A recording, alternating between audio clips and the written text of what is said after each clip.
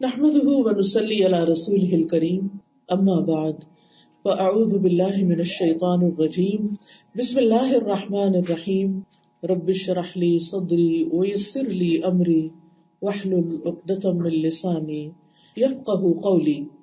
آج کی گفتگو کا موضوع ہے جواب کچھ سوالوں کے۔ اللہ سبحانہ تعالیٰ نے انسان کو عقل دی ہے، اور جو انسان بھی عقل سمجھ رکھتا ہے اس کے ذہن میں سوال ضرور اٹھتے ہیں۔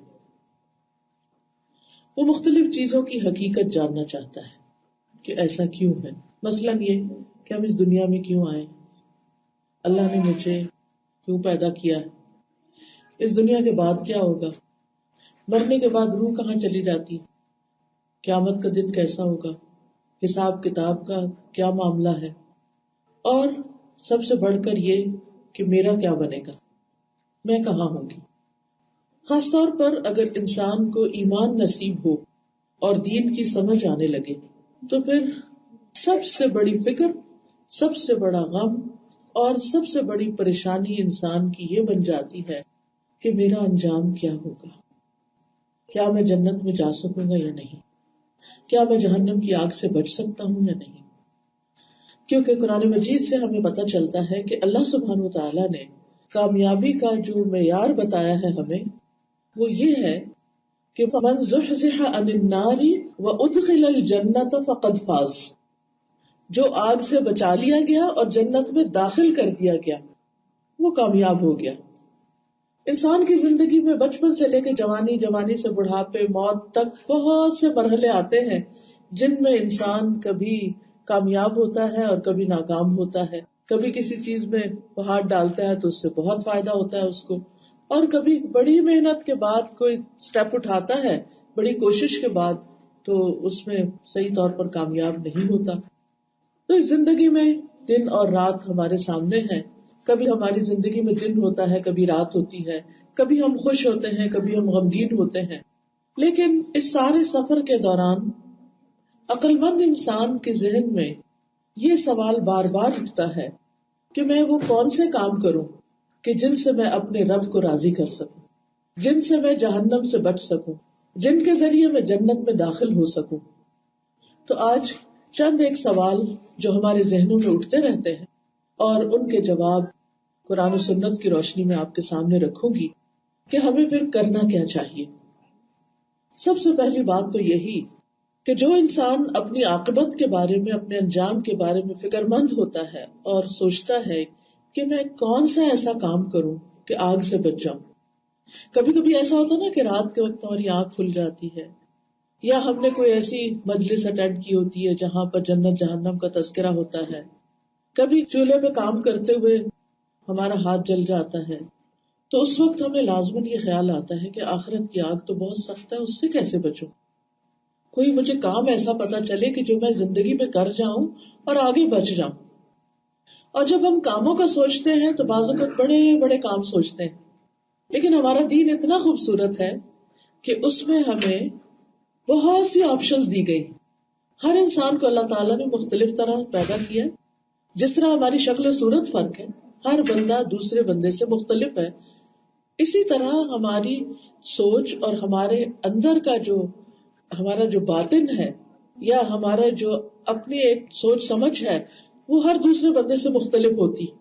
اسی وجہ سے آپ نے دیکھا ہوگا کہ دو گہرے دوستوں کے درمیان بھی، بہن بھائیوں کے درمیان بھی، ماں باپ اور بچوں کے درمیان بھی اختلاف ہو جاتا ہے، ایک طرح سوچتا ہے، دوسرا دوسری طرح، اور یہ نہیں ہوتا کہ دونوں کو ایک دوسرے سے نفرت کرتے ہیں تو اس وجہ سے ان کا ڈفرنس آف اوپینین ہوتا ہے، نہیں، ایسا نہیں، بلکہ سوچ کے فرق کی وجہ سے۔ قرآن مجید سے بھی ہمیں پتہ چلتا ہے، اللہ تعالیٰ فرماتے ہیں قُلْ كُلٌّ يَعْمَلُ عَلَى شَاكِلَتِهِ، کہہ دیجئے کہ ہر شخص اپنے اپنے طریقے پر کام کرتا ہے۔ شاکلہ کا لفظ بھی شکل سے نکلا کہ ایک باہر کی شکل ہے ہماری اور ایک ہماری اندر کی شکل بھی ہے، ایک ہمارا باہر کا حسن ہے اور ایک اندر کا حسن ہے، اور جس کے اندر حسن ہوتا ہے اس کے باہر کا حسن دوبالا ہو جاتا ہے۔ باہر کا حسن صرف میک اپ سے نہیں دوبالا ہوتا، یہ خوبصورت انسان نہیں بنتا، بلکہ جس انسان کے اندر پازیٹیو تھنکنگ ہوتی ہے، جس انسان کا دل خوبصورت ہوتا ہے، جس انسان کی سوچ اچھی ہوتی ہے، جس انسان کے دل میں دوسروں کی محبت اور کیئر اور خیر خواہی ہوتی ہے، اس انسان سے مل کر آپ کو ہمیشہ خوشی ہوتی. تو سوال یہ پیدا ہوتا ہے کہ اگر ہم واقعی یہ چاہتے ہیں کہ ہم آگ سے بچیں، جہنم سے بچیں، تو پھر ہم کیا کام کریں؟ سب سے پہلی چیز جو آگ سے بچنے کے لیے ضروری ہے وہ ہے لا الہ الا اللہ، کہ اللہ کے سوا کوئی الہ نہیں، کوئی معبود نہیں، صرف ایک اللہ کی عبادت. اور کس طرح کہ یہ نہیں کہ بتوں کی پوجا سے صرف بچنا یا اور اس طرح کی چیزوں سے نہیں، ہر کام صرف اللہ کے لیے کرنا، اللہ کو خوش کرنے کے لیے ہر کام چاہے وہ چھوٹا ہی کیوں نہ ہو. رسول اللہ صلی اللہ علیہ وسلم نے فرمایا تم میں سے ہر فرد اللہ تعالیٰ اس سے قیامت کے دن اس طرح اس سے کلام کرے گا کہ اللہ اور بندے کے درمیان کوئی تیسرا ترجمان نہیں ہوگا، انٹرپریٹر نہیں ہوگا. پھر وہ دیکھے گا تو اس کو اپنے آگے کوئی چیز نظر نہیں آئے گی، پھر وہ سامنے دیکھے گا تو اس کے سامنے آگ ہوگی. بس تم میں سے جو بھی شخص آگ سے بچنے کی استطاعت رکھتا ہے تو وہ ضرور بچے، خواہ کھجور کے ایک ٹکڑے کے ذریعے ہی کیوں نہ بچے. تو اس سے یہ پتہ چلتا ہے کہ خالص اللہ کی رضا کے لیے اگر انسان چھوٹا سا کام بھی کرتا ہے، کسی کو پوری کھجور نہیں، آدھی کھجور کا ایک حصہ ہی دیتا ہے، لیکن اس سے مراد اس کی یہ نہیں ہوتی کہ یہ مجھے اپریشیٹ کرے یا یہ میرا شکریہ ادا کرے یا یہ میرے بارے میں بہت اچھا سوچے یا یہ جو سارے مجھے دیکھ رہے ہیں وہ بھی خوش ہو جائیں کہ واہ بھائی یہ تو صرف خود نہیں کھاتا اوروں کو بھی ساتھ کھلاتا ہے. نہیں، صرف اللہ کی رضا کے لیے. تو جو شخص اللہ کو خوش کرنے کے لیے صدقہ کرتا ہے، چاہے اس صدقے کی مقدار چھوٹی سی کیوں نہیں، تھوڑی سی کیوں نہیں، وہ تھوڑا سا صدقہ بھی اس کے کام آئے گا قیامت کے دن. کیونکہ قیامت کے دن نامہ اعمال جو ہے وہ تولا جائے گا اور اس میں ایک ایک ذرے کا بھی وزن ہوگا جو بھی ہم نے کیا ہوگا. تو جس کا نیکیوں کا پلڑا بھاری ہو جائے گا وہ جنت میں جائے گا، جہنم سے بچ جائے گا. اب آپ دیکھیے کہ بعض اوقات ایسا ہوتا ہے کہ ہم نے سب کچھ کیا ہوتا ہے مگر تھوڑا سا فرق رہ جاتا ہے، تو وہ جو چھوٹی سی کمی ہوتی ہے نا وہ بہت بڑی کمی بن جاتی ہے. بعض اوقات آپ کے پاس زندگی میں بے شمار نعمتیں ہوتی ہیں لیکن کسی ایک چھوٹی سی چیز کی کمی ہوتی ہے. مثلاً اگر کسی کے پاس سب کچھ ہے، گھر ہے، بزنس ہے، سب کچھ، لیکن کیا نہیں، بچے بھی ہیں مگر بیٹی نہیں. تو آپ نے دیکھا ہوگا کہ جس کی بیٹی نہ ہو وہ کہیں نہ کہیں ضرور مینشن کرتا ہے مجھے بیٹیوں کا بڑا شوق ہے، مجھے بیٹیاں بہت اچھی لگتی ہیں، اللہ تعالیٰ ہمیں بھی ایک بیٹی دے دیتا. اور جن کے پاس بیٹا نہیں، خیر وہ تو بہت بڑی کمی کا اپنے آپ کو شکار سمجھتے ہیں. تو زندگی میں بعض اوقات ایک چھوٹی سی چیز نہیں ہوتی تو اس پر بھی ہم سارا وقت سوچتے رہتے ہیں کاش یہ ہو جاتی. تو قیامت کے دن انسان چھوٹے سے عمل کے لیے تڑپے گا کہ کاش میں یہ کر لیتا. اس لیے جب کبھی کوئی نیکی کا موقع آئے، مثلاً آپ بیٹھے آپ کو سبحان اللہ ہی کہنے کا موقع مل جائے، الحمدللہ کہنے کا، کوئی ذکر کرنے کا، کر ڈالیے. آپ کو نہیں پتا کہ کل قیامت کے دن آپ کو اسی کی ضرورت پڑ جائے، اسی چھوٹی سی چیز کی. تو اس لیے چھوٹی سے چھوٹی نیکی کو بھی ہاتھ سے نہیں جانے دینا. اسی طرح آگ سے بچانے کے لیے ایک اور بڑی مفید چیز ہے اور وہ ہے اللہ کے راستے میں ایک دن روزہ رکھنا.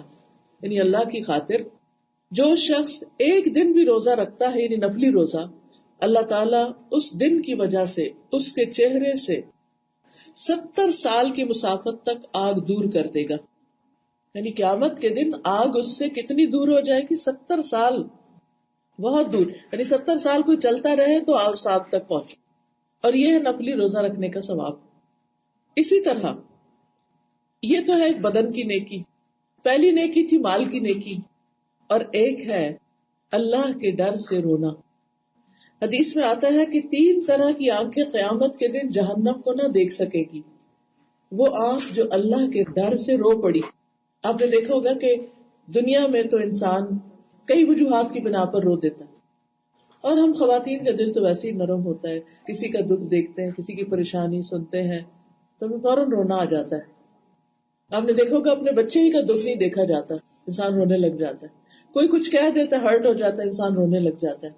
یہ سب اپنی جگہ ہے، لیکن کسی وقت تنہائی میں بیٹھ کے صرف اپنے کسی گناہ کو یاد کر کے رونا، صرف اللہ سے ڈر کے، دنیا کی کسی وجہ سے نہیں، آخرت کے خوف سے کہ کئی میری پکڑ نہ ہو جائے، یہ چیز انسان کو جہنم سے بچانے والی.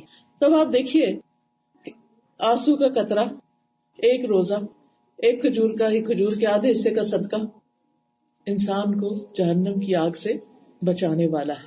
اسی طرح آپ دیکھیے کہ جہاں ہمیں جہنم سے بچنے کی فکر ہوتی وہاں ہمیں یہ بھی ہوتی ہے کہ یا اللہ جنت میں لے جانے والے کام کیسے، وہ کون سے کام ہے، میں کیا کروں کہ میں جنت میں گھر بنا سکوں. اور آپ دیکھیے کہ جنت میں تو صرف ایک کوڑا رکھنے کی جگہ دنیا اور دنیا میں جو کچھ ہے سب سے زیادہ قیمتی ہے. اگر ہمیں کوئی کہے کہ میں تمہیں ایک چھوٹی سی چیز بتاتی ہوں، اگر تم یہ کر لو تو تمہیں فلاں علاقے میں بہترین گھر مل جائے گا، تو ہم میں سے کوئی نہ ہو کہ جو وہ نہ کرے. لیکن جنت کے لیے ہم وہ چھوٹے چھوٹے عمل جو ہیں ان کو اگنور کر دیتے ہیں. اگر ہمیں واقعی جنت کا شوق ہے تو پھر اس کے لیے بھی محنت کرنی پڑے گی، اس کے لیے بھی کوشش کرنی پڑے گی. اور ان کوششوں میں بھی آپ دیکھیں کہ ہماری کوششیں بعض اوقات کسی کام کے کرنے کی ہوتی، اور بعض اوقات کوئی کام چھوڑ کر انسان جنت میں پہنچ سکتا ہے. مثلاً حدیث میں آتا ہے رسول اللہ صلی اللہ علیہ وسلم نے فرمایا، میں ذمہ دار ہوں جنت کے کنارے پہ محل کا، ایک پیلس کا، اس شخص کے لیے جو حق پہ رہتے ہوئے جھگڑا چھوڑ دے. بعض اوقات آپ کا ہسبینڈ کے ساتھ یا کسی بہن بھائی کے ساتھ کوئی جھگڑا چل پڑتا ہے اور معمولی سی بات ہوتی ہے اور پھر وہ ناراضگی بن جاتی ہے، پھر ایک دوسرے سے بول چال ختم ہو جاتی ہے، پھر وہ ایک دوسرے سے میل ملاقات، آنا جانا، شادی پہ اب بس قطع رحمی ہو جاتی، اور دونوں اپنی اپنی جگہ کیا سمجھتے ہیں، ہم حق پر، ہمارا قصور نہیں. تو ایسی صورت میں انسان کو کیا کرنا چاہیے کہ انسان چاہے یہ سمجھے کہ میں حق پر ہوں. تو آپ دیکھیے کہ زندگی میں کہیں نہ کہیں کسی نہ کسی سے جھگڑا ہو ہی جاتا ہے. ایسے میں جھگڑا، ناراضگی چھوڑ کے آپ سلام میں پہل کر لیں، بڑا مشکل ہے، اتنا آسان نہیں. لیکن جس کو یہ پتا ہو کہ اس کے بدلے جنت مل جائے گی، اس کے لیے نہیں مشکل، وہ اپنے دل پہ پتھر رکھ لے گا اور آگے بڑھ جائے گا. پھر آپ نے فرمایا اور جنت کے درمیان میں، سینٹر میں ایک پیلس اس کے لیے جو مذاق میں بھی جھوٹ چھوڑ دے، جھوٹ بولنا چھوڑ دے مذاق میں بھی. کیونکہ اکثر ہم ویسے نہیں جھوٹ بولتے، لیکن کسی کو ہنسانے کے لیے، کسی کو ایسے ہی تنگ کرنے کے لیے ہم کوئی غلط بات کر دیتے ہیں، اور پھر جب وہ ناراض ہونے لگے تو ہم کہتے ہیں نو آئی واز جسٹ کڈنگ، میں تو ایسے مذاق کر رہی تھی تم سے، میں سیریس نہیں تھی، it was just a joke. تو اس جوک میں بھی جھوٹ نہیں بولنا، غلط بیانی نہیں کرنی. اور پھر جنت کے اعلیٰ درجے اس کے لیے ہیں جس کا اخلاق اچھا ہو، لوگوں سے ملے تو خوش ہو کے، آگے بڑھ کے، سلام کر کے. اچھا اخلاق کیا ہے؟ دوسروں کو اپنی ذات پر ترجیح دینا، دوسروں کو آگے رکھنا، اپنے آپ کو پیچھے کر لینا، خود بھوکا رہ کر کسی کو کھلانا، دوسروں کی ضرورت کا خیال رکھنا. اور اب تو حالات یہ ہے کہ بھوکا رہ کے کھلانا کیا، خود کھا بھی رہے ہیں تو کسی کو آفر نہیں کرتے. ہماری نئی نسل تو اب اس طرح آگے آ رہی ہے نا. اور پھر بہت سے گھروں میں آپ دیکھیں کہ جو اب ہماری یوتھ یہاں جو پلی بڑی ہے، شادی کے بعد کیا کہتے ہیں ہسبینڈ وائف آپس میں ایک دوسرے کہتے ہیں you take care of your expenses, I take care of my expenses. اپنا اپنا خرچ کرتے ہیں، بیوی بھی کام کر رہی، میاں بھی کام کر رہا، ہر ایک اپنا اپنا کام کر رہا، اپنا اپنا خرچ کر رہے. حالانکہ اللہ سبحانہ وتعالیٰ نے، ہمارا دین اتنا خوبصورت ہے، اس نے مرد کے ذمہ لگائی یہ بات کہ تم نے کما کے خود پہ بھی کرنا اور بیوی بچوں پر بھی کرنا، اور یہ تمہاری ذمہ داری ہے، اس کو پورا کرنا ہے. اگر بیوی ہزاروں بھی کماتی ہے اور میاں سے بھی زیادہ کماتی ہے تو بھی وہ مال اس کا اپنا، اس کا دل چاہے تو گھر میں کنٹریبیوٹ کرے، نہیں چاہتی تو بے شک نہ کرے. لیکن اگر وہ کرتی ہے تو اس کے لیے وہ صدقہ لکھا جاتا ہے اور اس کے لیے بہت بڑا اجر ہے اس پر. تو بہرحال اگر واقعی ہم جنت میں جانا چاہتے ہیں تو اس کے لیے ہمیں اپنا اخلاق اچھا بنانا ہوگا، لڑائی جھگڑا چھوڑنا ہوگا. اور اچھے اخلاق میں سے ایک عادت یہ ہے کہ انسان دوسروں کا خیال رکھے، کوئی صحت مند ہو یا بیمار ہو، اور خصوصاً بیمار۔ اگر کوئی بیمار کی عیادت کرنے کے لیے جاتا ہے تو رسول اللہ صلی اللہ علیہ وسلم نے فرمایا جو اللہ کے لیے کسی بیمار، یعنی اپنے رشتہ دار یا دوست، کسی بیمار، آپ ایسے جسٹ ہاسپٹل میں ڈراپ ان ہوئے ہیں، اپنے کسی عزیز پیارے کو دیکھنے کے لیے گئے ہیں، آپ ساتھ جو کسی اور کا بیڈ ہے، اگر وہ اکیلا بیچارہ مریض پڑا ہوا ہے اس کو بھی پوچھ لیں۔ پچھلے دنوں ہماری ایک جاننے والی تھی، وہ بیمار تھی، ان کو ہم دیکھنے کے لیے گئے، کچھ اور لوگ بھی گئے، تو اسی روم میں دوسرے بیڈ پر ایک اٹالین خاتون تھی، تو سارا دن بیچاری اکیلی ہوتی تھی، کوئی ان کو پوچھنے والا نہیں، تو لیکن جو ہماری مریضہ تھی ماشاءاللہ ان کے بہت جاننے والے وہ دینی دوست ساتھی، ایک جا رہا ہے، دوسرا جا رہا ہے، تیسرا جا رہا ہے دیکھنے کے لیے، تو وہ پھر ان کو بھی پوچھ لیتے۔ تو ہماری ایک ساتھی ہیں، انہوں نے ان کا حال چال پوچھا، ان سے باتیں کی، وہ بہت خوش ہوئی۔ تو انہوں نے باتیں کرتے کرتے تقریباً ایک ہفتے کے بعد میرے خیال ہے ان کو پھر کلمہ بھی پڑھوا دیا۔ پھر اس کو چونکہ وہ کینسر کے آخری سٹیج پر تھی تو ان کو لے گئے اس وارڈ میں جہاں پر بالکل ایسے مریض جو صرف موت کا انتظار کر رہے ہوتے ہیں، اس میں لے۔ اب وہ ایک دن پھر دوبارہ گئی ان کو دیکھنے کے لیے، تو دیکھتے ہی پھر خوش ہو گئی، کہتی ہیں اللہ اللہ، یعنی وہ اللہ کا نام لے رہی تھی۔ تو اب آپ دیکھیے کہ ایک شخص آپ کے ذریعے ہدایت پا جائے، آپ کے لیے 100 سرخ اونٹوں سے زیادہ قیمتی ہے۔ تو ہو سکتا ہے کہ آپ کے حسن اخلاق کی وجہ سے، آپ کی کیئر کی وجہ سے، آپ کی تھوڑی سی بات کی وجہ سے، آپ کے تھوڑا سا دل جوئی کی وجہ سے دوسرے شخص کے دل میں اسلام کی محبت پیدا ہو جائے، اور اس کا انجام جو ہے وہ اللہ کی پہچان کے ساتھ ہو۔ ظاہر ہے کہ وہ اس حال میں نہ تو بیڈ سے اٹھ سکتی ہے، نہ نماز پڑھ سکتی، نہ اب وہ تو سیکھنے کے دن ہی گئے، لیکن اگر کوئی لا الہ الا اللہ ہی پڑھ کے دنیا سے جاتا ہے تو اس کی آخرت تو محفوظ ہوئی نا۔ تو یہ چیزیں کیسے آتی؟ یہ اچھے اخلاق سے آتی۔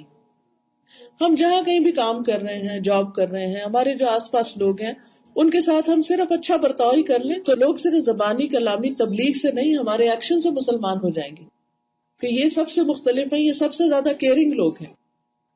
اسی طرح جنت میں لے جانے والے کاموں میں سے نبی صلی اللہ علیہ وسلم نے فرمایا کہ بے شک جنت میں ایسے بالا خانے، اتنی بلند محلات ہیں کہ اس کے باہر والے حصے کو اس کے اندر سے دیکھ سکیں گے، یعنی جیسے گلاس کے بنے ہوئے، اور اس کے اندر والے حصے کو باہر سے بھی دیکھ سکیں گے۔ اللہ نے انہیں ایسے انسان کے لیے تیار کیا ہے جو لوگوں کو کھانا کھلائے اور سلام عام کرے، اور رات کو نماز پڑھے جب لوگ سو رہے، لوگوں کو کھانا کھلائے۔ آپ اپنے گھر والوں کے لیے کھانا بناتے یہی نیت کر لیا کریں اور خوشی خوشی پکایا کریں کہ اللہ سبحانہ و تعالیٰ میری اس محنت اور میری اس کوشش کا، اس تکلیف کا، بعض اوقات آپ دیکھیں بیمار بھی ہوتے ہیں، تھکے ہوئے بھی ہیں، کھڑے بھی نہیں ہو سکتے، پھر بھی جیسے تیسے گھر والوں کے لیے خدمت کر رہے ہوتے ہیں، اور اس وقت بعض اوقات پھر ہمارا موڈ آف ہونے لگتا ہے، اور یا ہم بولنا شروع کر دیتے ہیں کہ یہ سارا میرے اوپر ہی کام، یہ ذمہ داری کیوں ہے۔ تو ایسے میں اگر انسان یہ سوچ لے بس کہ یہ جنت کے اس بالا خانے کے لیے ہے تو یہ عمل ہمارے لیے بہت آسان ہو جائے۔ اور دوسری چیز، سلام کو عام، جس کو ملے سلام کرے، چاہے آپ اسے پہچانتے ہیں نہیں پہچانتے۔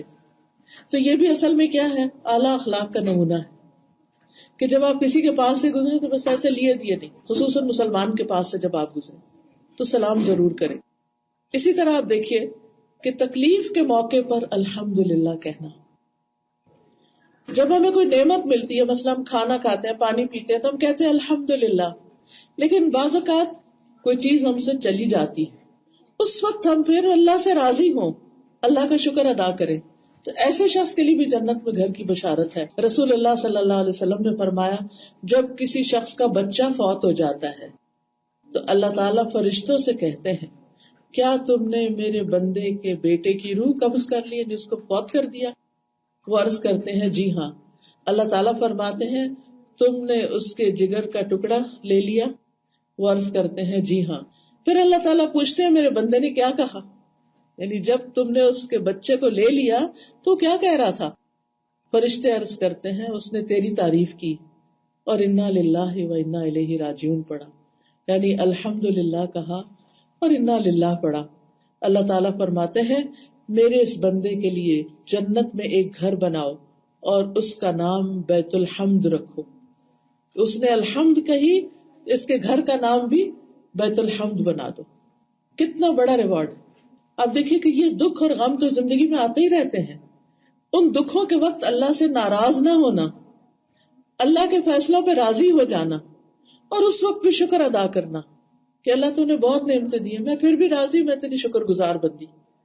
تو یہ شکر کرنا جو ہے یہ اللہ تعالیٰ کو بے حد پسند ہے، اور ایسی صورت میں بندہ جو ہے اللہ کا پسندیدہ ہوتا ہے. اور جنت میں یاد رکھیں وہی لوگ جائیں گے جو اللہ کے پیارے ہیں، اللہ کو پسند ہے، اللہ کے محبوب ہیں. تو ان کاموں کی فکر کرنی چاہیے کہ جن سے اللہ تعالیٰ محبت کرتا ہے. پھر اسی طرح لا حول ولا قوت الا باللہ کا ورد ذکر. ابو ہریرہ کہتے ہیں کہ نبی صلی اللہ علیہ وسلم نے فرمایا، کیا میں تمہیں جنت کے خزانوں میں سے کسی خزانے کا نہ بتاؤں؟ میں نے عرض کیا کیوں نہیں؟ فرمایا لا حول ولا قوت الا باللہ کہا کرو. کہتے ہیں کہ میں سمجھتا ہوں کہ آپ نے یہ بھی فرمایا. اس پر اللہ تعالیٰ فرماتا ہے میرے بندے نے سر تسلیم خم کر دیا اور خود کو میرے حوالے کر دیا. یعنی اب دیکھیے کہ اگر کوئی آپ کو بتائے کہ دنیا میں فلاں جگہ ایک خزانہ ہے اور آپ یہ پڑھو تو وہ آپ کو مل جائے گا، کیا آپ پڑھیں گے اس کو؟ جتنی دفعہ کہیں گے اتنی دفعہ پڑھ لیں گے تاکہ وہ خزانہ مل جائے ہمیں. تو اسی طرح جو شخص لا حول ولا قوت الا باللہ پڑھتا رہتا ہے اس کے غم اور رنج بھی دور ہوتے اور اسے جنت کا وہ خزانہ بھی ملتا ہے. اسی طرح جو شخص تسبیح پڑھتا ہے، مثلا سبحان اللہ الحمد للہ سبحان اللہ والحمد للہ ولا الہ الا اللہ واللہ اکبر، اور آخر میں اگر لا حول ولا قوت الا باللہ بھی پڑھ لے تو بہت اچھا، اور اگر یہاں واللہ اکبر تک بھی پڑھ لے تو یہ بھی کافی ہے.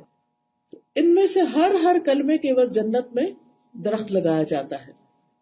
اور جو شخص کہتا ہے سبحان اللہ العظیم و بحمدہ، اس کے لیے جنت میں کھجور کا درخت لگایا جاتا ہے.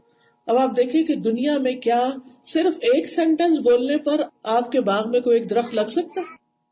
آپ کے گارڈن میں، آپ کے بیک یارڈ میں اگر آپ کہیں کہ میں یہ کلمہ پڑھتی ہوں اور سمر آ رہی ہے، بس 3-4 جملے بولوں کہ میرا گارڈن جو ہرا بھرا ہو جائے، کیا ہوگا؟ دنیا میں نہیں ہوتا. لیکن اللہ تعالیٰ نے ہم سے وعدہ کیا ہے کہ اگر تم یہ ذکر کرو گے تو آخرت کا گارڈن ہرا بھرا ہو جائے گا. تو ہمیں اس وعدے کو سچا سمجھنا چاہیے اور اللہ سبحانہ تعالیٰ کا ذکر کرتے رہنا چاہیے. رسول اللہ صلی اللہ علیہ وسلم نے فرمایا، جس نے سبحان اللہ والحمد للہ ولا الہ الا اللہ واللہ اکبر یہ پڑھا، اللہ تعالیٰ ان میں سے ہر کلمے کے عوض جنت میں اس کے لیے درخت لگائیں گے.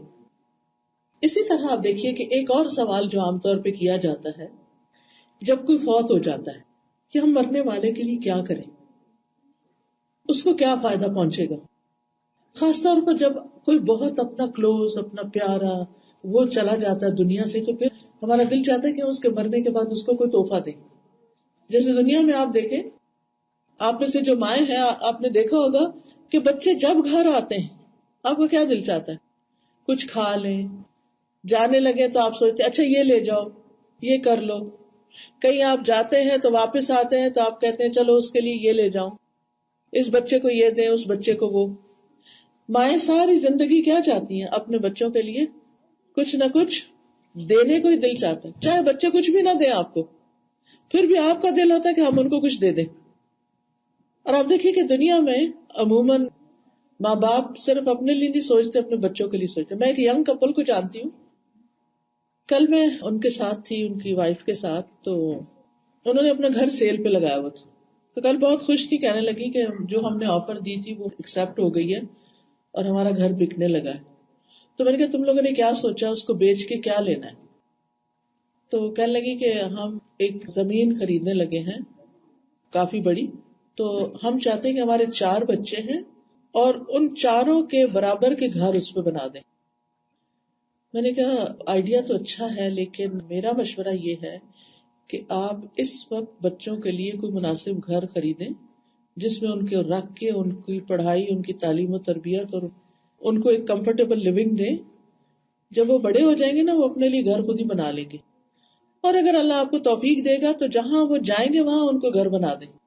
لیکن ماں باپ کیا چاہتے ہیں؟ بچے ہماری آنکھوں کے سامنے رہے، بیٹیاں ہیں کہ بیٹے سب کے گھر ادھر ہی ہوں، نیبرہڈ میں ہوں، تب ہم خوش ہیں.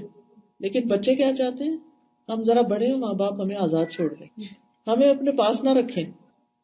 اکثر بچوں کی یہ نفسیات ہوتی ہے، ہم وہاں موو ہو جائیں، وہاں چلے جائیں، وہاں چلے جائیں، دوسرے ملک چلے جائیں، وہاں وہ آپ کے پاس ہم نہیں رہنا چاہتے.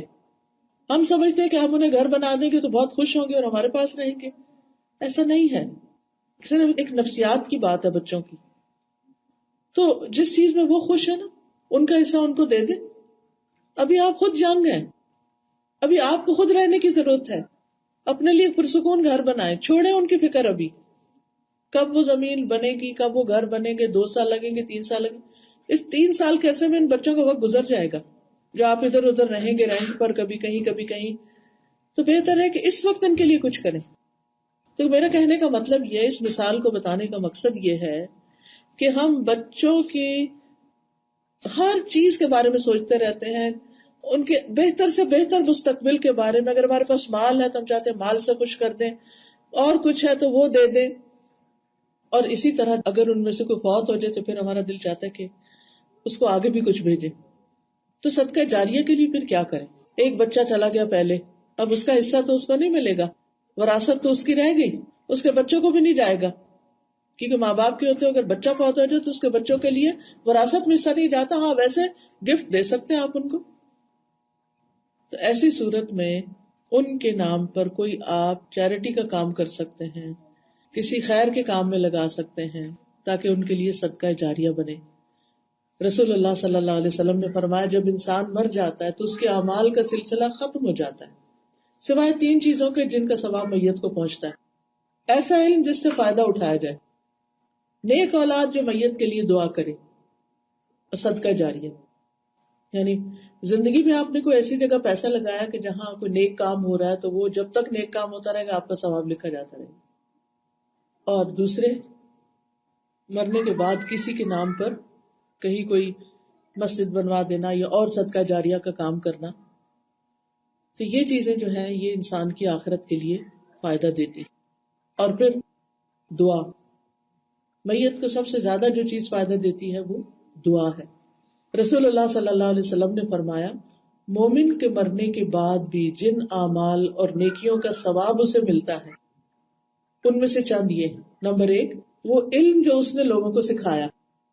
آپ اپنے بچوں کو اگر کچھ بھی سکھاتے ہیں، پڑھاتے ہیں دین دنیا کا، تو یہ آپ کے لیے صدقہ جاریہ ہے. اور علم کو پھیلایا، زیادہ سے زیادہ لوگوں کو بتایا. مثلا آج کی یہ مجلس ہے، جس نے اس کا اہتمام کیا، جس نے کال کی، فون کیا، لے کر آئے، رائڈ دی، بتایا، تیار کیا، سارا انتظام کیا. اب جتنے لوگوں نے جو جو کچھ سنا اور جو اس پر عمل کیا اس کا ثواب اس کو ملے گا. آپ اپنے گھروں میں کوئی بھی علم کی مجلس کرتے ہیں، آپ کے نیبرہڈ سے لوگ جمع ہوتے ہیں، وہ سیکھتے ہیں، چلے جاتے ہیں، یہ آپ کے لیے صدقہ جاریہ بن جاتا ہے. جب تک وہ اس پہ عمل کریں گے وہ آپ کو بھی فائدہ پہنچے گا. نیک اولاد جو کوئی چھوڑ جائے، جب تک بچے نیک رہیں گے ثواب ملتا رہے گا. مصحف یعنی قرآن جو اس نے میراث میں چھوڑا، یعنی وہ قرآن جس پہ وہ پڑھتا تھا پھر اس کے بعد اس کو اور پڑھنے لگ گیا اس کو. یا کوئی مسجد جو اس نے بنائی، چاہے ساری بنائے چاہے مسجد کا ایک حصہ. یا مسافر خانہ بنایا، پہلے زمانے میں مسافروں کے لیے فری رہائش ہوتی تھی، اب تو بڑے بڑے ہوٹلز بن گئے ہیں. یا کوئی نہر جاری کی، یعنی پانی کا انتظام کیا. یا اپنی زندگی میں تندرستی میں اپنی کمائی سے کچھ صدقہ کیا. ان سب کا اجر اسے اپنے مرنے کے بعد ملتا رہے گا. یعنی وہ فوت بھی ہو گیا تو اس کے نامہ اعمال میں اضافہ ہوتا رہے گا. تو یہ ہیں صدقہ جاریہ کے چند کام. اسی طرح کچھ چیزیں اور ہیں جو انسان کرے تو اس کے درجات بے حد بلند ہوتے ہیں، جن میں سے ایک صبر ہے. قرآن مجید میں آتا ہے انما یوفی الصابرون اجرہم بغیر حساب. صرف صبر کرنے والوں کو ہی ان کا اجر کسی حساب کے بغیر دیا جائے گا، یعنی ان لمیٹڈ، اتنا کہ وہ گن بھی نہ سکے. اور جیسے آسمان کے ستارے کو گن سکتا نہیں گن سکتا، تو ان گنت. ایسے ہی جب کوئی شخص کسی کی بات پر، کسی کی تکلیف دہ باتوں سے چپ ہو جاتا ہے، کسی بیماری پہ صبر کرتا ہے، واہ ویلا نہیں مچاتا، کسی کے فوت ہونے پر صبر کرتا ہے، الحمدللہ کہہ دیتا ہے، تو یہ سارے کام ایسے کام ہیں کہ جن پر انسان کو ایسے ہی اجر ملے گا جیسے بے شمار ستارے ہوں. پھر اسی طرح بعض اوقات انسان کے درجے اس کے نیک اعمال سے نہیں بڑھتے، تکلیف آنے پر جو صبر کرتا ہے اس سے بڑھتے ہیں. حدیث میں آتا ہے جب اللہ کے ہاں کسی بندے کا مقام اور مرتبہ اس درجے سے آگے بڑھ جاتا ہے جہاں اس کا عمل نہیں پہنچتا، یعنی مقام بڑا اللہ کے ہاں اس کا، لیکن اس کا عمل ابھی اتنا نہیں ہے کہ وہ اس تک پہنچے، تو اللہ تعالیٰ اسے اس کے جسم میں یا اس کے مال میں یا اس کی اولاد میں اسے کسی آزمائش میں ڈال دیتا ہے. کوئی بیماری ایسی آ جاتی، کسی کو کینسر ہو جاتا ہے، کوئی ہارٹ کی بیماری میں مبتلا ہو جاتا ہے، اور یہ اس کے لیے سخت تکلیف اور پریشانی کا باعث بن جاتی ہے، اور پھر وہ اس کو صبر بھی عطا کر دیتا ہے. تو اس بیماری یا تکلیف کی وجہ سے وہ اس بلند درجے پہ پہنچ جاتا ہے جو اللہ کی طرف سے اس کے لیے لکھا گیا ہوتا ہے کہ اس بندے کو یہاں تک آنا ہے. تو اس لیے اگر کوئی تکلیف ہو تو اس پر انسان پریشان نہ ہو، دکھی نہ ہو. اسی طرح اگر ہم یہ چاہتے ہیں کہ ہماری ہر بات ہی صدقہ ہو، یعنی ہم بات کریں تو اچھی بات کریں، کیونکہ ہر وقت انسان مال کا صدقہ نہیں دے سکتا، اور صدقہ جو ہے وہ بلاؤں کو ٹالتا ہے، تکلیفیں دور ہوتی ہیں اس سے. تو پھر انسان اچھی باتیں کرے، کسی کو اچھا مشورہ دینا، کسی کو سلام کرنا، کسی کا حال پوچھنا، کسی کا دل خوش کر دینا، جھوٹے مذاق سے نہیں، اچھی بات کر کے، اسے کوئی خوشخبری سنا کے، کسی کو سلام کر کے، سلام عام کر کے. تو یہ وہ اعمال ہیں جو انسان کے لیے صدقہ شمار ہوتے ہیں.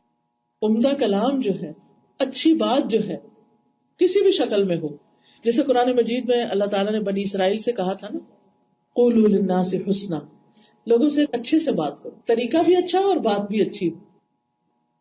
اب دیکھیں کہ زبان ہلانا کون سا مشکل کام ہے، لیکن اکثر ہماری زبان پر کن چیزوں میں استعمال ہو جاتی، کیا باتیں ہم زیادہ کرتے ہیں، ہم سب جانتے ہیں. تو اپنی زبان کو ایسا کرے کہ جو کوئی آپ کی بات سنے وہ خوش ہو جائے، یا اگر خوش نہیں بھی ہوتا تو اس کو تکلیف نہ ہو، یعنی آپ کی زبان سے کسی کو تکلیف نہ پہنچے. اسی طرح اگر کوئی شخص یہ چاہتا ہے اس کا ہر عمل ہی عبادت ہو، اس کی ساری زندگی عبادت میں گزرے، تو وہ کیا کرے؟ کیونکہ آپ دیکھیے کہ ہمارے پاس ہر وقت نفل پڑھنے یا نماز پڑھنے یا ذکر کرنے کا بازو کا ٹائم نہیں ہوتا، ہم دنیا کے کام میں لگے ہوتے ہیں. تو ہمارا دنیا کا کام کیسے عبادت بن سکتا ہے؟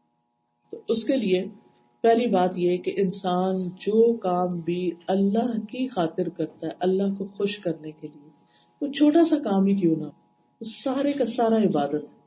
چاہے آپ گھر کا کام کاج کر رہے ہیں، اپنے بچوں کو پال رہے ہیں، انہیں اسکول چھوڑنے جاتے ہیں، اسکول سے لینے جاتے ہیں، ان کو بیٹھ کے ہوم ورک کراتے ہیں، تکلیف دہ کام ہے، مشکل ہوتی ہے، آپ کی مصروف لائف میں بھاگ رہے ہیں، دوڑ رہے ہیں. تو اگر آپ اچھے طریقے سے وہ کام کر رہے ہیں اور آپ کے دل میں اگر آئے بھی کہ اٹس ٹو مچ، تو آپ اس پر یہ سوچیں کہ میں اللہ سے اجر پانے کے لیے کر رہی ہوں اور اللہ ہی کی خاطر کر رہی ہوں، اور اس کی جزا مجھے اللہ سے چاہیے، چاہے میرا شوہر نہیں بھی اپریشیٹ کرتا. کیونکہ بعض اوقات آپ اتنے کام کر رہے ہوتے ہیں، کوئی آپ کو تھینک یو بولنے والا بھی نہ، بچے تھینک یو کہتے ہیں نہ کوئی اور کہتا ہے، تو پھر آپ گھبرانے لگتے ہیں، آپ کے اوپر ایک بوجھ سا پڑنے لگتا ہے کہ میری تو کوئی ورتھ ہی نہیں، میری تو کسی کام کی قدر ہی نہیں. نہیں، اللہ سبحانہ تعالیٰ قدردان ہے. تو کیا کرنا ہے؟ ہر کام اللہ سبحانہ تعالیٰ کے لیے ہی کرنا ہے. اللہ تعالیٰ فرماتے ہیں قرآن مجید میں، وَالَّذِينَ صَبَرُوا ابْتِغَاءَ وَجْهِ رَبِّهِمْ وَأَقَامُوا الصَّلَاةَ وَأَنفَقُوا مِمَّا رَزَقْنَاهُمْ سِرًّا وَعَلَانِيَةً وَيَدْرَؤُونَ بِالْحَسَنَةِ السَّيِّئَةَ أُولَئِكَ لَهُمْ عُقْبَى الدَّارِ. اور وہ جنہوں نے اپنے رب کا چہرہ چاہنے کے لیے صبر کیا، نماز قائم کی، اور ہم نے انہیں جو کچھ دیا ہے اس میں سے خرچ کیا، کھلے بھی چھپے بھی، اور برائی کو نیکی کے ساتھ ہٹایا، یعنی کسی نے برا کیا تو جواب میں اچھا ہی کیا، یہی لوگ ہیں جن کے لیے اس گھر کا اچھا انجام ہے. یعنی یہ ساری چیزیں اس کے لیے اجر و ثواب کا ذریعہ بن جاتی ہیں. پھر اسی طرح انسان بعض اوقات شیاطین اور جنات سے گھبراتا ہے. تو بہت سے لوگ یہ سوال کرتے ہیں کہ شیطان سے کیسے بچیں؟ شیطان تو ہمارے ساتھ لگا ہوا ہے، شیطان تو ہمارے پیچھے لگا ہوا ہے، تو ہم کیا کریں؟ ہمیں وسوسے بہت آتے ہیں. کچھ لوگوں کا یہ ہوتا ہے کہ ہمیں بہت وسوسے آتے ہیں، وہ ان کو کیسے نکالیں؟ ایسا کام کر لیا تو وسوسے آ رہے ہیں، پتہ نہیں قبول ہوا کہ نہیں، نماز پڑھی ہے تو پتہ نہیں 4 رکعتیں پڑھی کہ 3 کو، وہ وسوسے پریشان کن حد تک. اس کے لیے ایک تو یہ کتاب ہے یا کا نستعین، اس کے اندر پورا ایک چیپٹر ہے، چیپٹر کیا چھوٹے سے، یعنی 1 صفحہ 1.5 ہے، جس میں وہ مسنون دعائیں لکھی گئی ہیں جو وسوسوں کا علاج ہے. تو اگر آپ کو اللہ کے بارے میں کوئی ایسے خیال آتے ہیں یا دین کے بارے میں یا انسانوں کے بارے میں، تو ان دعاؤں کو پڑھنا شروع کریں تو انشاءاللہ آپ کو چین آئے گا.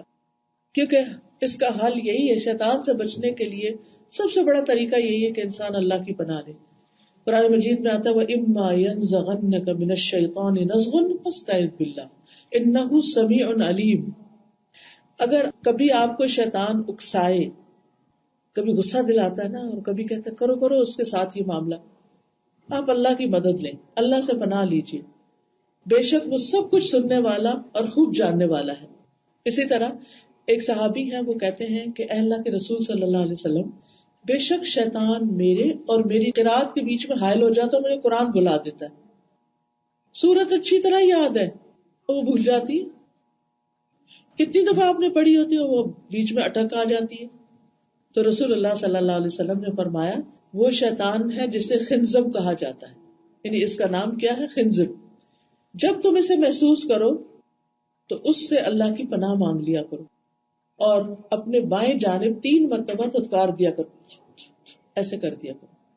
کہتے ہیں بس میں نے ایسا ہی کیا تو اللہ نے اس شیطان کو مجھ سے دور کر دیا. پھر اسی طرح بسم اللہ پڑھ کے سارے کام شروع کرنا، ہر کام کے شروع میں بسم اللہ کہنا، اس سے بھی شیطان دور ہو جاتا ہے.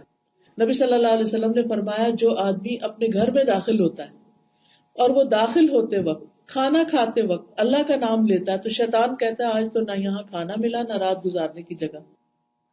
اور اگر کوئی اپنے گھر میں داخل ہوا اور داخل ہوتے وقت دروازہ کھولا بسم اللہ نہیں پڑی، شیطان ساتھ، اور پھر کھانا کھایا تو بسم اللہ نہیں پڑی تو وہ بھی ساتھ لے گیا، تو وہ کہتا ہے کہ یہ تو دونوں چیزیں آج مجھے مل گئی. تو شیطان سے بچنے کا طریقہ کیا ہے کہ ہر چیز پر بسم اللہ. پھر اسی طرح آیت الکرسی، جب انسان سونے کے لیے بستر پر جائے تو آیت الکرسی پڑھے، اور صبح تک اللہ کی طرف سے ایک نگران فرشتہ آپ کے ساتھ ہوگا، مفت کا باڈی گارڈ آپ کو مل کے جو آپ کی حفاظت کرے گا، اور شیطان پاس بھی نہیں پھٹک سکے گا.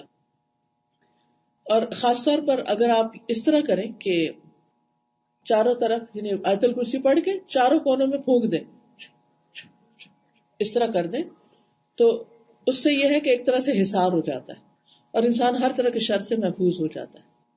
اب دیکھیے کہ جیسے آپ نے اکثر سنا ہوگا کبھی کسی کے گھر میں رات کو آگ لگ گئی، کبھی کچھ ہو گیا، تو اس میں بعضوں کا شیطانی اثرات بھی ہوتے ہیں. اور اگر انسان یہ آیت الکرسی اور یہ اذکار پڑھ لیتا ہے تو اس طرح کے سارے خوف وسوسے دور ہو جاتے ہیں. ایک اور سوال، اکثر لوگ مجھ سے پوچھتے ہیں کہ ہم پر قرضہ ہے تو قرض کیسے چکائیں، اس کے لیے کوئی دعا بتا دیں کہ قرضہ ادا ہو جائے. حضرت علی کہتے ہیں کہ ایک مکاتب غلام کے ساتھ انہوں نے معاہدہ کیا تھا، تو وہ ان کے پاس حاضر ہوا اور کہنے لگا کہ میں تو یہ پیمنٹ کرنے سے عاجز آ گیا ہوں. اس زمانے میں یہ ہوتا تھا کہ غلام آزادی خریدتا تھا کہ میں ہر مہینے آپ کو اتنا اتنا دے دوں گا تو پھر آپ مجھے چھوڑ دیں. کہنے لگا کہ آپ میری مدد کریں، میں تو یہ اپنی یہ قسطیں نہیں ادا کر سکتا. کبھی ایسا بھی ہوتا ہے نا کہ آپ گھر لیتے ہیں یا کوئی گاڑی لیز پر لی ہوتی ہے، اچانک جاب چلی جاتی ہے، اب اس کو کہاں سے بھریں، ایسی پریشانیاں لاحق ہوتی رہتی.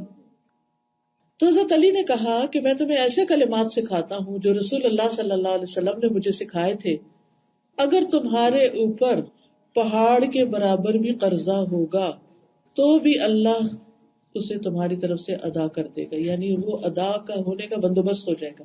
اور وہ دعا کیا ہے؟ اللہم اکفنی بحلالک عن حرامک واغننی بفضلک عمن سواک. یہ دعا انسان پڑھتا رہے تو قرضوں کی ادائیگی میں رکاوٹ نہیں آئے گی، اللہ سبحانہ تعالیٰ بندوبست کر دے گا. پھر اسی طرح ایک اور دعا بھی ہے، اللہم مالک الملک تؤتی الملک من تشاء وتنزع الملک ممن تشاء وتعز من تشاء وتذل من تشاء بیدک الخیر انک علی کل شیء قدیر رحمان الدنیا والآخرہ ورحیمہما تعطیہما من تشاء وتمنع منہما من تشاء ارحمنی رحمتا تغنینی بہا عن رحمت من سواک. تو اس کے بارے میں بھی آتا ہے کہ اگر احد پہاڑ جتنا بھی کسی پہ قرضہ ہو تو ان کلمات کے پڑھنے سے وہ قرضہ ادا ہو جائے گا. تو اس لیے ان اذکار کو کرتے رہیں. اسی طرح انسان اگر یہ چاہتا ہے کہ اس کی تکلیف پر اسے اجر ملے تو وہ کیا دعا پڑھے. ان بعض اوقات کو بہت ہرٹ ہو جاتا ہے، بہت دکھ ہو جاتا ہے، کوئی چوٹ لگ جاتی ہے، کوئی چیز گم جاتی ہے، کوئی چیز کھو جاتی ہے، کوئی برتن ہی ٹوٹ جاتا ہے گھر کا، کچھ ہو جاتا ہے. ہر وہ چیز جو آپ کو تکلیف دے اس وقت ایک دعا اگر آپ پڑھ لیں، اللہ آپ کی اس تکلیف کو خوشی میں بدل دے گا اور اس پر اجر دے گا آپ کو. وہ دعا ہے اللہم اجرنی فی مصیبتی، اللہ مجھے میری مصیبت میں اجر دے، واخلف لی خیرا منہا، اور مجھے اس سے بہتر چیز دے. جو بھی چیز جائے اللہ مجھے اس سے بہتر عطا کر. کوئی سیٹ ٹوٹ گیا، کوئی زیور کھو گیا، کوئی کچھ ہوتا ہے نا، اور انسان وہ غم دل کو لگا کے بیٹھا رہتا ہے اور اللہ سے مدد نہیں مانگتا. تو ایسے موقع پر انا للہ و انا الیہ راجعون، اللہم اجرنی فی مصیبتی واخلف لی خیرا منہا، اللہ میری اس مصیبت میں مجھے اجر عطا کر اور مجھے اس سے بہتر عطا کر. اسی طرح بعض لوگ پوچھتے ہیں ہمیں یہ دکھ ہے، یہ تکلیف ہے، یہ پریشانی ہے، کوئی وظیفہ بتا دیں، کوئی طریقہ بتا دیں، کیا کریں. ٹھیک ہے، وظیفوں سے بھی تکلیفیں دور ہوتی ہیں، لیکن نبی صلی اللہ علیہ وسلم نے ایک بڑا ہی پریکٹیکل طریقہ بتایا ہے دکھوں، پریشانیوں، مصیبتوں کو دور کرنے کا. اور وہ کیا ہے؟ کسی دوسرے کا دکھ دور کرنا. نبی صلی اللہ علیہ وسلم نے فرمایا جس نے کسی مسلمان سے دنیا کے دکھوں میں سے ایک دکھ دور کیا، اللہ تعالیٰ اس سے قیامت کے دکھوں میں سے ایک دکھ دور کر دے گا. اور ایک اور حدیث میں آتا ہے ایک مسلمان دوسرے مسلمان کا بھائی ہے، وہ اس میں ظلم نہیں کرتا، نہ ظلم ہونے دیتا ہے. جو شخص اپنے بھائی کی ضرورت پوری کرنے میں لگ جاتا ہے اللہ اس کی ضرورت پوری کرنے میں لگ جاتا ہے.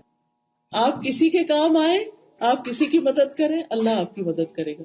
اور اس میں آپ نے کئی کہانیاں، سٹوریاں سنی ہوگی، اور اپنی ذات کے بھی آپ کے تجربے ہوں گے کہ بعض اوقات آپ نے بڑی مشکل سے کچھ پیسے جمع کیے ہوتے ہیں کہ آپ حج کر آئیں یا آپ کوئی اپنا بزنس کر لیں یا کچھ، اتنے میں کسی قریبی رشتے دار پہ کوئی بہت بڑی مصیبت آ جاتی اور وہ پھنس جاتا ہے اور وہ آپ سے مدد چاہتا ہے کہ پلیز مجھے اتنے عرصے کے لیے کچھ قرضہ دے دیں، میری مدد کر دیں، اللہ آپ کا بھلا کرے. لیکن کوئی ٹاس سے مس نہیں ہوتا، آپ آگے بڑھیں اور اللہ کے بھروسے پر کر دیں مدد.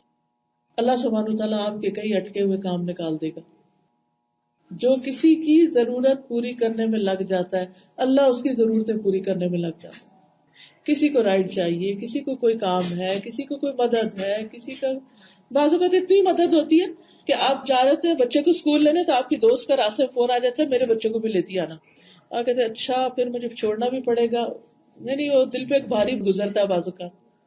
لیکن آپ خوشی سے کہیں جی بالکل آپ فکر ہی نہیں کریں، میں لے آؤں گی، اب میں پہنچا بھی دوں گی اور کھانا بھی کھلا دوں گی، آپ فکر نہیں کریں، آپ جائیں اپنا کام کریں.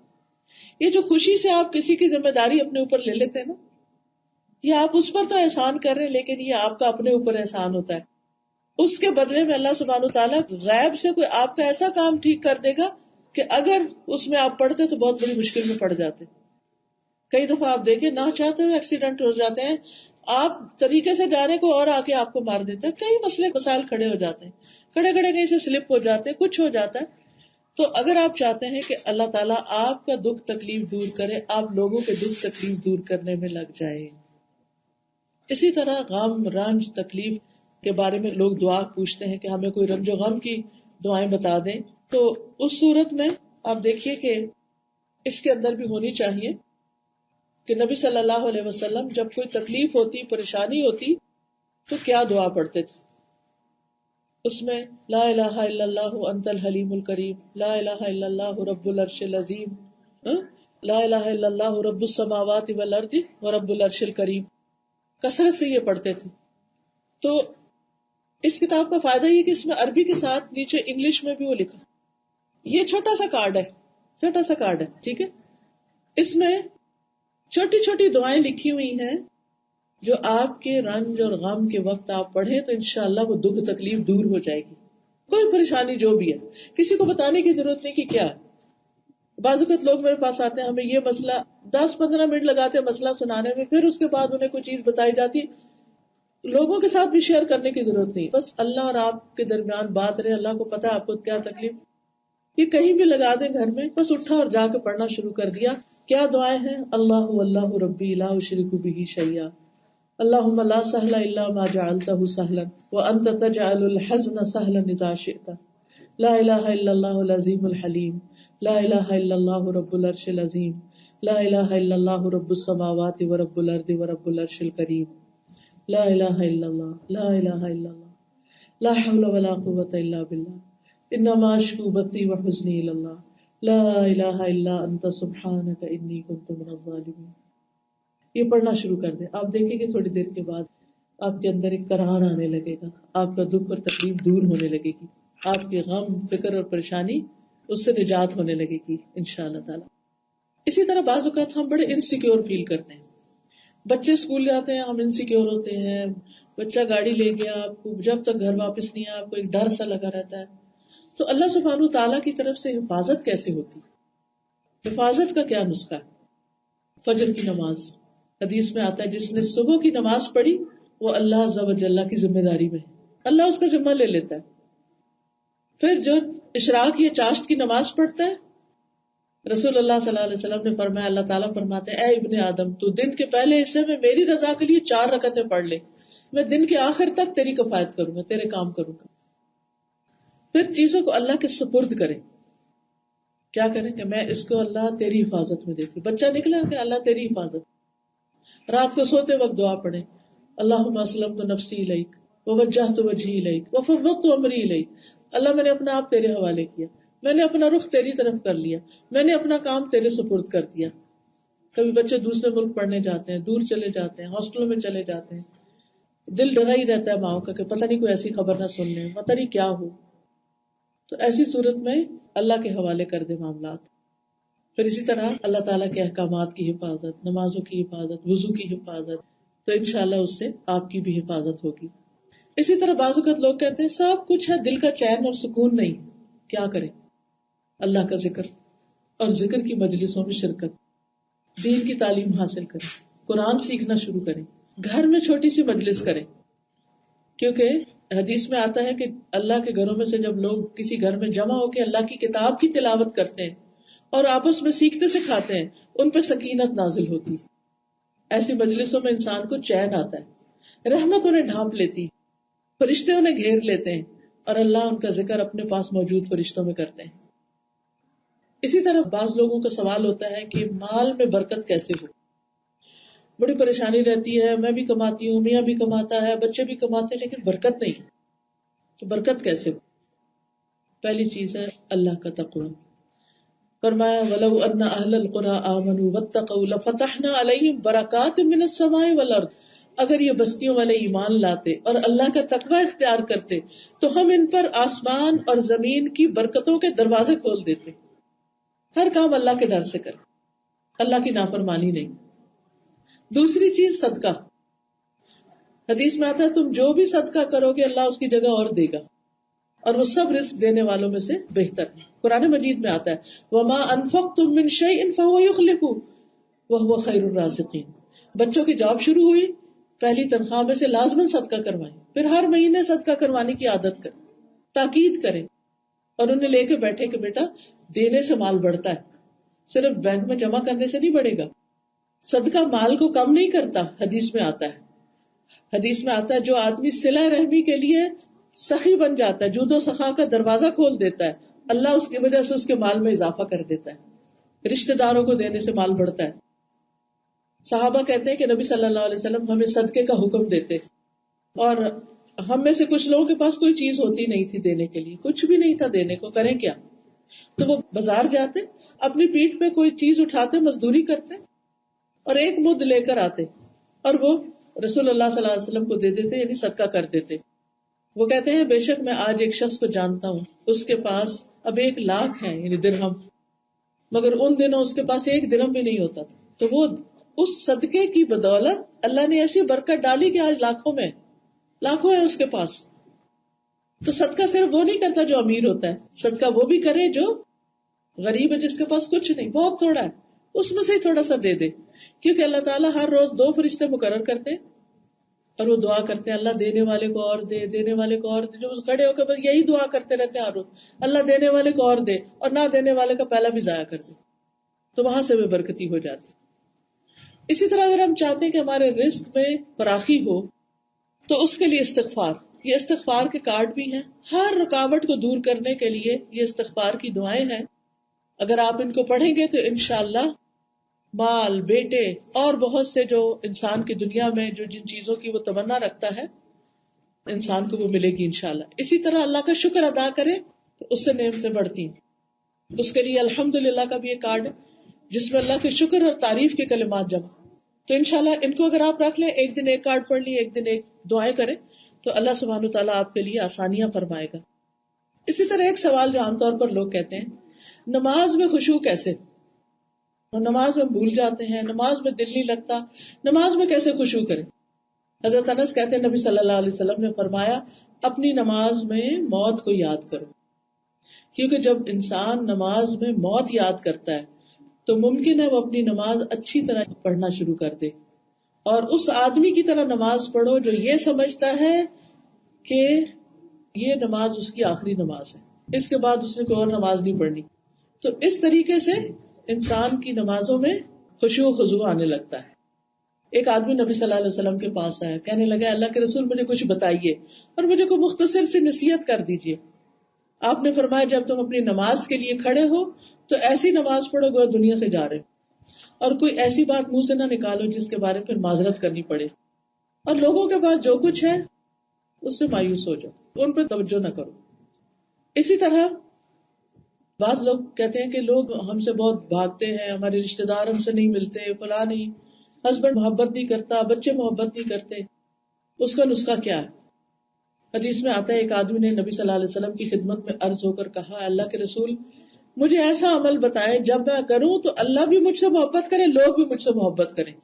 آپ نے فرمایا دنیا سے بے رغبت ہو جاؤ تو اللہ محبت کرے گا، اور لوگوں کے پاس جو کچھ ہے اس سے بے نیاز ہو جاؤ. لوگوں کے مال، لوگوں کی چیزوں پہ نظر نہ رکھو، لوگ تم سے محبت کریں گے. کیونکہ لالچی آدمی جو ہوتا ہے نا اس سے کوئی محبت نہیں کرتا. اسی طرح اگر انسان چاہتا ہے کہ اللہ تعالیٰ اس سے محبت کرے تو اس کے لیے ضروری ہے کہ انسان احسان کرے دوسروں پر، نبی صلی اللہ علیہ وسلم کا اتباع کرے، کاموں کو خوبصورتی کے ساتھ کرے، اللہ کی خاطر بندوں سے محبت کرے، یعنی اللہ سے اجر پانے کے لیے دعاؤں میں آہوزاری کریں، خوب خوب دعائیں کریں. پھر اسی طرح بعض لوگ سوال کرتے ہیں کہ ہم کیا کام کریں کہ اللہ کا قرب پائیں، مقربین میں شامل ہو جائیں. تو اس کا نسخہ ہے سجدوں کی کثرت، فرائض کے علاوہ نوافل کا بھی اہتمام، خصوصاً تہجد کا، رات کے آخری حصے میں ذکر اور کثرت سے صدقہ خیرات. پھر اسی طرح اگر انسان یہ چاہتا ہے کہ انسان اللہ کی نگاہ میں ہو، اللہ تعالیٰ اس سے راضی ہو جائے، تو اس کے لیے بھی ضروری ہے کہ پھر انسان کثرت سے اللہ کو یاد کرے. فاذکرونی اذکرکم، تم مجھے یاد کرو میں تمہیں یاد کروں گا. اللہ کے بارے میں اچھا گمان. تو انشاءاللہ جب یہ چیزیں ہوں گی زندگی میں تو اللہ کی رحمتیں آئیں گی. اللہ سبحانہ وتعالی ہمیں عمل کرنے والا بنائے. وآخر دعوانا ان الحمد للہ رب العالمین. اگر آپ کے ذہن میں کوئی اور سوال ہے یا جو میں نے کہا ہے اس کے بارے میں کوئی مزید وضاحت پوچھنا چاہتے ہیں تو اب آپ کی باری ہے، آپ پوچھ سکتے ہیں. جی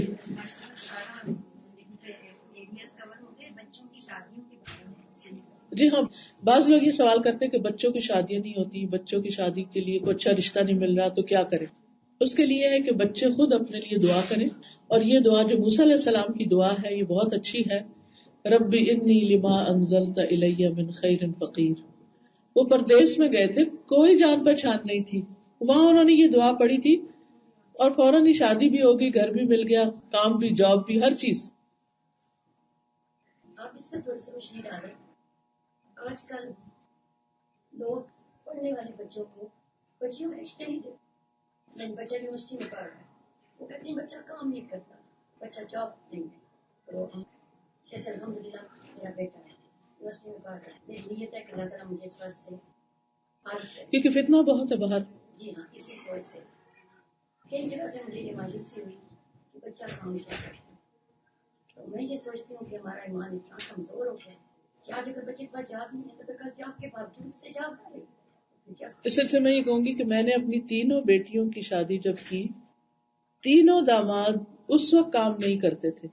یعنی جب میں نے رشتہ کیا تو ابھی وہ پڑھ رہے تھے. پہلی بیٹی کا رشتہ کیا، بچہ پڑھ رہا تھا. جب رشتہ کرنے کے بعد جس دن نکاح تھا یہ سارے لوگ مسجد جا رہے تھے، مسجد میں نکاح تھا، اور راستے میں اس کو کال آ گئی، راستے میں کال آ گئی کہ فلاں تاریخ سے تم اس جاب پہ آ جاؤ. اللہ سبحانہ وتعالیٰ رزق دینے والا نا. الحمدللہ نکاح ہوا، شادی ہوئی، چھوٹی سی جاب تھی، شروع کی، اور پھر اللہ سبحانہ وتعالیٰ نے آہستہ آہستہ برکت دی اور اللہ کا فضل ہوا. دوسری بیٹی کا جب رشتہ ہوا اس وقت وہ بچہ بھی یونیورسٹی میں پڑھ رہا تھا، میں جاب نہیں تھی، ابھی شاید سال ڈیڑھ رہتا تھا اس کا. اس کی یونیورسٹی مکمل ہوئی اور پھر اس کے بعد اس نے چھوٹی سی جاب شروع کی، پھر ایڈمنٹن چلا گیا، وہاں جاب ہوئی، پھر اس کے بعد سعودی عرب میں آفر ہو گئی. اور اللہ کا شکر ہے، لاکھ جتنا بھی شکر ادا کرے کم ہے کہ اللہ نے بہت اچھی جاب دی ہے. وقت لگتا ہے، شروع کے دن کچھ مشکل ہوتے ہیں. ہم نے صرف دین دیکھا، اخلاق دیکھا. اگر بچہ اچھا ہے، نیک ہے، تو باقی چیزیں اللہ تعالیٰ ٹیک کیئر کرے. تیسری بیٹی کا جب رشتہ ہوا اس وقت وہ بھی یونیورسٹی میں پڑھ رہا تھا، اور اس کے بعد پھر وہ بھی اس نے کام شروع کیا اور الحمدللہ گزارا ہو رہا ہے. رزق اللہ دیتا ہے. نیک رشتے دیکھیں، شریف لڑکے دیکھیں، اور رزق قسمت کے ساتھ ہے.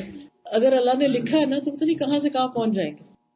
لیکن بچوں کی شادی بہت ڈیلے نہ کریں، خصوصاً اس معاشرے میں، کیونکہ پھر جب وہ بہت انڈیپینڈنٹ ہو جاتے ہیں نا، پھر جب کمانے لگتے ہیں پھر وہ اتنے کیریئر اورینٹیڈ ہو جاتے ہیں، وہ کہتے نہیں ابھی یہ اسپیشلائزیشن کر لے، ابھی یہ کر لے، ابھی یہ کر لے، ہاتھ ہی نہیں آتے. پھر ان کو اکیلے رہنے کی عادت پڑ جاتی.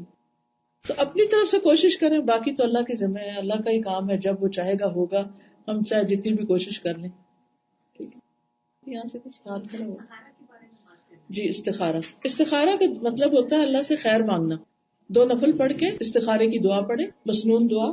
مجھے نہیں معلوم استخارے کا کارڈ یہاں ہے کہ نہیں، اس کی دعا بھی لکھی ہوئی ہے ادھر. جی، وہ کارڈ اپنے پاس رکھ لیں، جب نفل پڑھے وہ دعا پڑھ کے اللہ سے دعا کریں، اور اس کے بعد وہ کام کر لیں. آپ نے اللہ سے اس میں خیر مانگی، اللہ تعالیٰ خیر ڈال دے گا. یاد رکھیے کہ دنیا کے ہر کام میں کوئی نہ کوئی رکاوٹ مشکل ہوتی ہی ہے، لیکن جب انسان اللہ سے مدد مانگ کے دعا کر کے شروع کرتا ہے تو اس کام میں برکت ہو جاتی ہے. یہ جو کارڈ ہے نا استخارے کا، اس میں سارا طریقہ بھی لکھا ہوا، اس میں پورا طریقہ لکھا ہوا اور آخر میں دعا لکھی ہوئی. جی جیسے لوگ کہتے ہیں کہ دل مطمئن ہونا چاہیے. جی ہاں، اس میں یہ ہے کہ مطمئن کا مطلب یہ ہے کہ آپ ویسے آپ کو ٹھیک لگ رہا ہے کام، لیکن آپ کہتے نہیں اللہ سے مشورہ ضروری ہے اور اللہ تعالیٰ سے دعا کرنی چاہیے، تو نفل پڑھ کے دعا کر کے پھر آپ شروع کریں. اس میں پوری ڈیٹیلز موجود ہیں. ٹھیک ہے، جزاکم اللہ خیرن. اللہ تعالیٰ آپ کا میرا آنا قبول فرمائے اور ہمارے اس وقت میں برکت ڈالے، اور جو کچھ ہم نے کہا ہے اللہ ہمیں اس پر عمل کرنے والا بنائے. اللہ تعالیٰ آپ سب کو جزائے خیر دے جنہوں نے اس مجلس کو ارینج کیا اور اس وقت ہمیں یہاں بلایا اور ہم سب بیٹھے. اللہ تعالیٰ قبول کرے اور ہماری آخرت میں کامیابی کا اس کو ذریعہ بنا دے. سبحانک اللہم و بحمدک، اشہد ان لا الہ الا انت، استغفرک و اتوب الیک. اللہم صلی علی محمد وعلی آل محمد کما صلیت علی ابراہیم وعلی آل ابراہیم انک حمید مجید. اللہم بارک علی محمد وعلی آل محمد کما بارکت علی ابراہیم وعلی آل ابراہیم انک حمید مجید. ربنا آتنا فی الدنیا حسنۃ وفی الآخرۃ حسنۃ وقنا عذاب النار. ربنا هب لنا من ازواجنا وذرياتنا قرة اعین واجعلنا للمتقین اماما. رب ارحمهما كما ربياني صغيرا. ربنا لا تزغ قلوبنا بعد إذ هديتنا وهب لنا من لدنك رحمة إنك أنت الوهاب. ربنا تقبل منا إنك أنت السميع العليم وتب علينا إنك أنت التواب الرحيم. وصلى الله تعالى على خير خلقه محمد وعلى آله وأصحابه وأهل بيته أجمعين برحمتك يا أرحم الراحمين.